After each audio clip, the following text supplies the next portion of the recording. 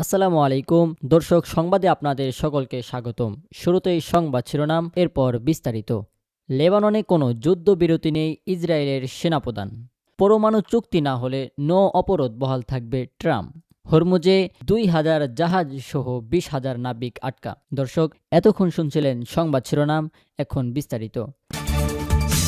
লেবাননে কোনো যুদ্ধবিরতি নেই, ইসরায়েলি সেনাপ্রধান। লেবাননের সঙ্গে কোনো যুদ্ধবিরতি চলবে না বলে জানিয়েছেন ইসরায়েলি সেনাবাহিনী চিফ অফ স্টাফ ইয়াল জামির। দেশটিতে ইসরায়েলের হামলা ও ধ্বংসযজ্ঞ অব্যাহত থাকার মধ্যেই তিনি কথা বলেন। দক্ষিণ লেবাননে মোতায়েন ইসরায়েলি সেনাদল পরিদর্শনে গিয়ে ইয়াল জামির বলেন, রাজনৈতিক নেতৃত্ব আমাদের যে লক্ষ্য নির্ধারণ করে দিয়েছে তা হলো এমন একটি অবস্থানে থাকা যেন ইসরায়েলি জনপদগুলোতে সরাসরি কোনো হামলা না হয়। আমরা সেই লক্ষ্য পৌঁছেছি এবং বর্তমানে সে অবস্থানেই আছি। আমাদের হয়তো এখানেই অবস্থান করতে হবে।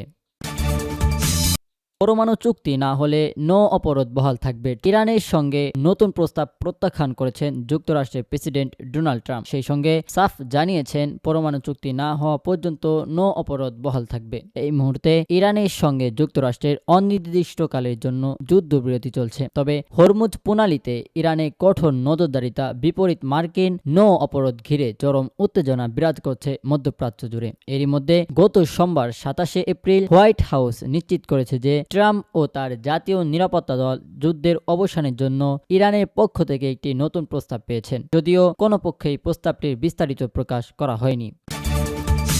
হরমুজে ২,০০০ জাহাজ সহ ২০,০০০ নাবিক মধ্যপ্রাচ্যর অত্যন্ত গুরুত্বপূর্ণ নৌপথ হরমুজ প্রণালী ঘিরে চলমান অবস্থান এখন বিশ্বজুড়ে অর্থনৈতিক উদ্বেগ আরও তীব্র করেছে।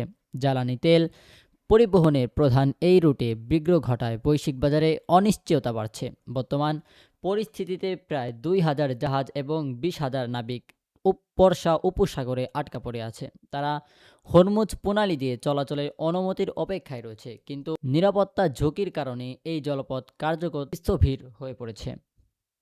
গত মার্চ মাসে আন্তর্জাতিক সামুদ্রিক বীমা কোম্পানিগুলো এই রুটকে অত্যন্ত ঝুঁকিপূর্ণ ঘোষণা করে ট্যাঙ্কার জাহাজের জন্য যুদ্ধ ঝুঁকি বীমা বাতিল করে দেয়। ফলে অনেক জাহাজ চলাচল করতে পারলেও বীমা না থাকায় বাস্তবে তাদের যাত্রা বন্ধ হয়ে গেছে। এদিকে যুক্তরাষ্ট্র জানিয়েছেন জলপথে পেতে রাখা নৌ মাইন পরিষ্কার করতে অত্যন্ত ৬ মাস সময় লাগতে পারে। এর আগে পুরোপুরি নিরাপদভাবে জাহাজ চলাচল সম্ভব নয়। বিশেষজ্ঞরা বলেছেন, ভবিষ্যতে মাইন সরানো হলেও বীমা খরচ দীর্ঘদিন উচ্চ অবস্থানে থাকবে। যতক্ষণ না স্থায়ী কোনো রাজনৈতিক বা সামরিক সমঝোতা হয়, ততক্ষণ এই অনিশ্চয়তা কাটার সম্ভাবনা।